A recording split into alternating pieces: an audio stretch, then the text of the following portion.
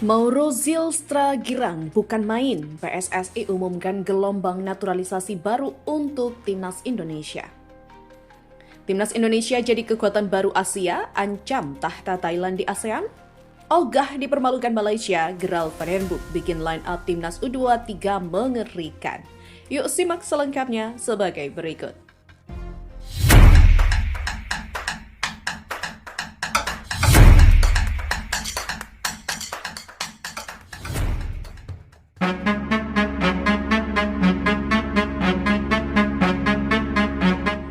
Kekalahan bukan akhir dari segalanya, tapi awal dari kebangkitan sejati.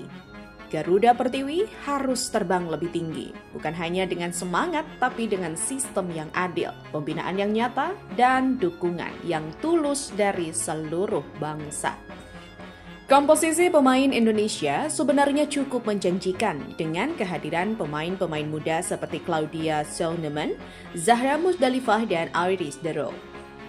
Namun potensi tidak akan berarti tanpa sistem pembinaan yang mapan. Tanpa liga putri yang kompetitif, tanpa pelatih yang spesialisasi, modern, dan tanpa investasi jangka panjang dalam infrastruktur, sepak bola putri hanya akan berjalan di tempat.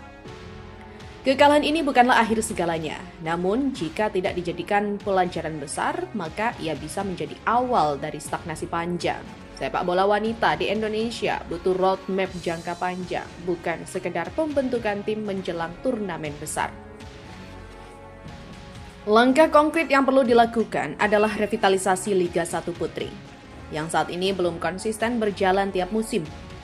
Selain itu, pembinaan usia dini harus mulai memasukkan sepak bola putri ke dalam program-program resmi sekolah, akademi, dan pusat pelatihan nasional. Perlu juga perhatian terhadap pengembangan pelatih khusus sepak bola putri.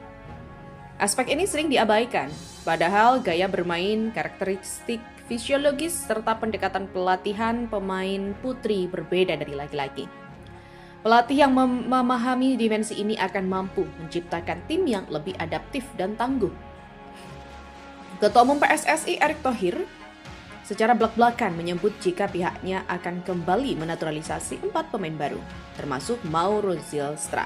Pernyataan tersebut disampaikan Erick Thohir saat ditemui langsung seusai laga Timnas Putri Indonesia kontra Pakistan di Indomilk Arena Tangerang pada Rabu 2 Juli 2025. Meski sudah dihuni dengan 4 naturalisasi baru, namun hal tersebut belum cukup memperbaiki kekurangan skuad Garuda Pertiwi. Berdasarkan hal itu, Erick Thohir mengaku jika PSSI akan kembali melakukan naturalisasi para pemain keturunan untuk membela Timnas Putri Indonesia. Erick Thohir mengatakan bahwa ada 3 pemain yang bakal diusulkan ke Menteri Pemuda dan Olahraga atau Kemenpora untuk melakukan proses naturalisasi. 3 pemain tersebut akan memperkuat Timnas Indonesia Putri dan diketahui masih berusia sangat muda, yakni rata-rata 18 hingga 19 tahun. Itu nanti akan kita usulkan ke Kemenpora, ada 3 pemain senior yang rata-rata pemain naturalisasi 18 hingga 19 yang usia muda-muda, ujar Erick Thohir. Yang senior kita siapkan untuk tahun depan, proses naturalisasi bertahap tambahnya. Bahkan, ketiganya diketahui telah mengikuti pemusatan latihan yang dipimpin pelatih Satoru Mochizuki jelang persiapan kualifikasi Piala Asia 2026. Kemudian, Erick Thohir juga sempat menyinggung bila PSSI juga berencana untuk kembali melakukan proses naturalisasi baru. Erick Thohir menjelaskan bahwa pemain yang nantinya melakukan proses naturalisasi adalah Mauro Zylstra. Seperti yang diketahui, kabar Mauro Zylstra akan menjadi calon pemain naturalisasi Timnas Indonesia sudah meluas sejak lama. Kini, pemain FC Volendam itu direncanakan akan menjadi pemain naturalisasi berikutnya untuk membela Timnas Indonesia. Lebih lanjut, Erick Thohir pun menyebut jika skuad Garuda masih kekurangan striker muda berbakat di skuad Garuda senior maupun kelompok umur. Ada juga Mauro, striker muda kita di timnas yang muda dan senior masih kekurangan pemain muda. Semoga menambah kekuatan pemain muda, jelas Erick Thohir. Berdasarkan hal tersebut menjadi alasan PSSI ingin menaturalisasi Mauro Zylstra untuk bisa membela timnas Indonesia. Mauro Zylstra memang sudah tak sabar untuk membela timnas Indonesia. Beberapa kali dalam sebuah pernyataan, Mauro sangat antusias untuk membela timnas Indonesia. Dengan kabar ini, pastinya Mauro Zylstra pasti sangat senang. Akhirnya apa yang ia impikan segera terwujud, yaitu membela tanah leluhurnya Indonesia. Berita selanjutnya, Timnas Indonesia kembali mencuri perhatian usai mencatatkan lonjakan signifikan di peringkat FIFA. Kini, Indonesia berada di peringkat 118 dunia, naik dari posisi 123 dan menjadi salah satu tim dengan progres tercepat di Asia Tenggara dalam 5 tahun terakhir. Dulu sempat terpuruk di posisi 173 dunia, kini Timnas Indonesia sudah menembus 120 besar FIFA. Catatan ini bukan sekedar angka, tapi cerminan dari kerja keras, konsistensi, dan ambisi besar menuju pentas dunia. Target PSSI untuk menembus 100 besar kini bukan lagi mimpi kosong. Dengan masih banyak laga FIFA Matchday ke depan, setiap kemenangan Indonesia akan mengubah peta kekuatan Asia Tenggara. Sementara itu, Thailand yang selama ini menyandang status Raja ASEAN mulai limbung. Kekalahan telak dari Turkmenistan 1-3 membuat mereka kehilangan 16 poin dan merosot dari peringkat 97 ke 101 dunia. Ini jadi alarm bahaya bagi gajah perang. Jika kembali tersandung, posisi mereka di puncak ASEAN bisa digusur oleh Indonesia atau Malaysia hanya dalam hitungan satu laga buruk. Saat ini, Asia Tenggara bukan lagi kawasan yang bisa diremehkan dalam sepak bola. Jika dulu hanya 1-2 negara yang kompetitif, kini hampir semua negara menunjukkan progres. Tapi di antara semuanya, Indonesia jadi negara dengan pertumbuhan paling mencolok. Lonjakan prestasi Indonesia dan anjloknya performa Thailand membuat pertanyaan besar mengemuka. Akankah Indonesia menggulingkan Thailand sebagai Raja ASEAN?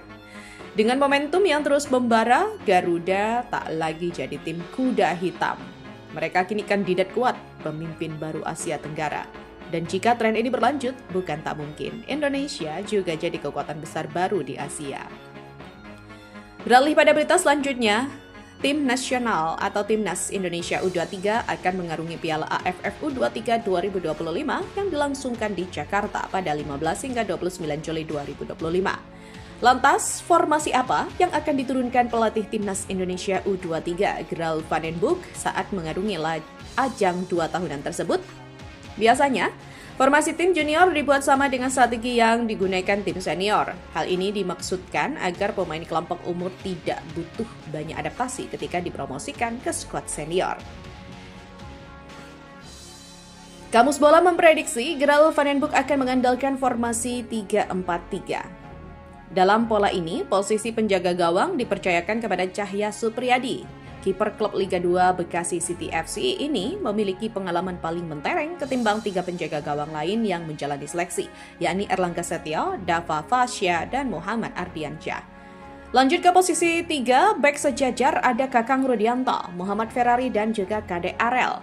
Muhammad Ferrari disinyalir menjadi kapten Timnas Indonesia U23 di Piala AFF U23 2025. Kemudian untuk posisi wingback kanan ada Robby Darwis dan Doni Tripamungkas di sisi sebelahnya. Untuk posisi 2 gelandang sentral ada Arhan Fikri dan Raihan Hanan yang dapat diandalkan. Bagaimana untuk pengisi lini depan Timnas Indonesia? Ya, Hoki Caraka dapat diandalkan sebagai winger kanan, Victor Detan winger kiri, dan Jens Revens dari FC Dordrecht U21. Jens Revens tercatat sebagai satu-satunya pemain diaspora yang eksis di Piala AFF U23 2025.